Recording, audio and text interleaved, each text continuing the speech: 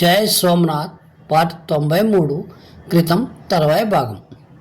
నడు నాయన నడు అనే మాటల్లో వర్ణాతీతమైన అధికార ధ్వని ఉన్నది. ఎదురు తిరగాలని శివరాశి తిరిగి ప్రయత్నించాడు. కానీ ఇన్ని సంవత్సరాల అలవాటు, ఆ మాటల్లోని ప్రేమ, ఆ సౌమ్యత అతన్ని లోబర్చుకున్నాయి. అతడు తన చుట్టూ కోపంతో కొరకొరా చూస్తూ ఆయుధపాండులే నిల్చున్న భయంకర సైనికుల్ని, గురుదేవుని నిర్భయ దుఃఖులను చూచాడు. ఈ యోజన అనవసరంగా చేయలేదని అతడు భావించాడు. నడు అంటూ గురుదేవుడు శివరాశి భుజం మీద చేయి వేశాడు. లోపల ఏదో దుర్మార్గం చేయాలని అనుకుంటూనే శివరాశి పెంపుడు జంతువుల గురుదేవుని వెంట నడిచాడు. ఇద్దరూ అదృశ్యమయ్యే వరకు రత్నాదిత్యుని గర్జన, భీమదేవన్ మహారాజుకు జై అనే నినాదంతో దిక్కులను పికటిల్పజేస్తున్నది. తర్వాత స్వప్నలోకంలో నుంచి మేలుకొన్న వ్యక్తుల్లా సైనికులు మాట్లాడుకోనారంభించారు. ప్రకటనలు జరిగిన తర్వాత శంఖ మృదంగ ధ్వనులతో అంతా వీడ్కోళ్ళు అందుకున్నారు. వెళ్ళిపోతూ ఉన్న వ్యక్తులను సంబోధిస్తూ, వీరులారా, సంతోషంతో నిద్రపోకండి. మహాయుద్ధంలో కైలాసాన్ని చేరుకున్న మన వీరయోధులకు దహన సంస్కారాలు చేయాలి. తర్వాత భోజనాలు ముగించుకొని ఎవరి స్థలంలో వారు ఉండాలి. శత్రువులు ఏ కుట్రలు పన్నుతున్నారో ఎవరికి తెలుసు అని భీమదేవుడు అన్నాడు. అందరూ ద్వారకా ద్వారం దగ్గరికి వెళ్ళి తమ వీర సోదరులకు దహన సంస్కారాలు చేశారు. 3200 మంది వీరస్వర్గం పొందారు. ఒక్కొక్క గుజరాత్ వీరుడు 7-8 మందిని చంపినదే చావలేదు. 15,000 మంది గాయపడ్డారు.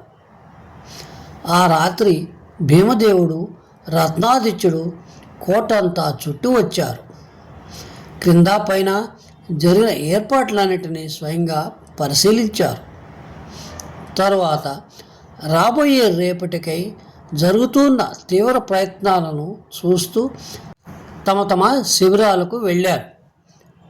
వెళ్తూ మహారాజా, నేను కొద్దిగా విశ్రమించి తిరిగి వస్తాను. ఈ అమీరు వెనుకకు తగ్గాడంటే నాకేదో కుట్రగా తోస్తుంది అన్నాడు రత్నాదిత్యుడు. సరే, అవసరమైతే నన్ను కూడా లేపు అన్నాడు భీమదేవుడు. భీమదేవ మహారాజు తన నివాసంలో అడుగుపెట్టేసరికి అతని హృదయం ఆనంద తరంగమైనది. ఆ రోజు ఆయన అద్భుతమైన శౌర్యాన్ని ప్రదర్శించాడు. దావానలం లాంటి ఆ అమీరును వెనుకకు తరిమివేశాడు. సేనలను సత్కరించి శాశ్వత కీర్తిని సంపాదించాడు. కుంతీపుత్రుడైన భీముని స్తుతించినట్లే చాళక్య భీముని కీర్తిని కూడా స్తుతిస్తారు. పరమేశ్వరుడు ప్రసాదించిన భుజశక్తి ఫలించింది. తద్వారా స్వర్గంలో కూడా శాశ్వత స్థానం సంపాదించి పెట్టుకున్నాడు. రత్నాదిత్యునికి కలిగిన అనుమానానికి ఆధారం లేకపోలేదు. అటు మహారాజు కోట దిగి వెళ్ళగానే అతని చెవులకు ఏదో ధ్వని వినిపించింది. సముద్రపు బొడ్డున ఏదో కొడుతున్నట్లు, నీళ్ళల్లో పడవేస్తున్నట్లు వినిపించింది. కానీ చూపుకేమీ అందటం లేదు. తరువాత ఒక నావను నీటిలోకి లాగినట్లు, మనిషి ఈదుతున్నట్లు వినిపించింది. వెన్నెల ఉన్న కంటికేమీ కనిపించటం లేదు. అయినా బురుజులకు నాయకులుగా ఉన్న సేనాపతులందరినీ చడీ చప్పుడు లేకుండా పిలిపించాడు. నిమిషంలో వేల కొలది విలుకాండ్రను ఆయత్తపరిచాడు. దూరంగా వెన్నెల మసక వెలుతురులో కొంతమంది మనుషుల అలజడి కనిపించింది. సముద్రము, అగర్తా కలిసే చోట ఏర్పడిన డెల్టా మీద కొంత దూరాన ఒక మామిడి తోట ఉన్నది. ఆ తోట నీడలో మనుషులు గుమిగూడుతున్నట్లు కనిపించింది.